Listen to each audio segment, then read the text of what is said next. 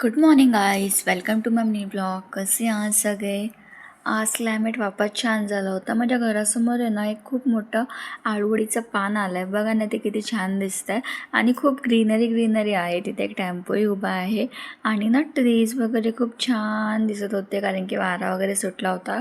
Climate खूप छान झाला होता. तर तेच काहीतरी बघत होती बाल्कनीतनं उभा राहून आणि आमच्या इथे ना शीप आली होती. तिथे मेंढी किंवा शेळी बोलतात त्याला, पण शीप बाबा ब्लॅक शिपमधली शिप होती जी की तिथलचा ग्रास खात होती.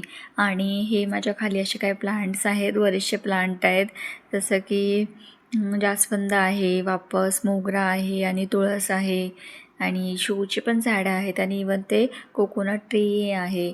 त्यानंतर आम्ही जेवलो होतो सकाळीच. मग मग आफ्टरनूनला थोडी क्रेविंग झाली म्हणून हायडिंग सीक खाल्ला आणि नंतर आहे ना मला सुकी भेळ प्रचंड आवडते.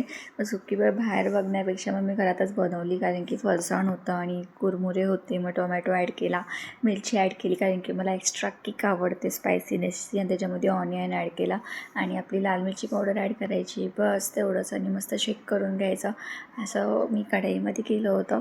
खूप छान झाली होती भेळ आणि खूप यमी झाली होती आणि बऱ्याच दिवसानंतर मी भेळ खाल्ली. ॲक्च्युली भेळ ही माझी फेवरेट आहे. इवन जेव्हा मी डाएटवर सुद्धा होती तेव्हा पण मी भेळ कधी चुकवली नाही. म्हणजे जेव्हा मला इच्छा व्हायची भेळ खायची तेव्हा मी नक्की भेळ खायची. त्यानंतर दोघे मस्त नाईट वॉकसाठी गेलो. मग आईस्क्रीमही खाल्ली. खूप छान होता आजचा day. Thanks for watching. Bye.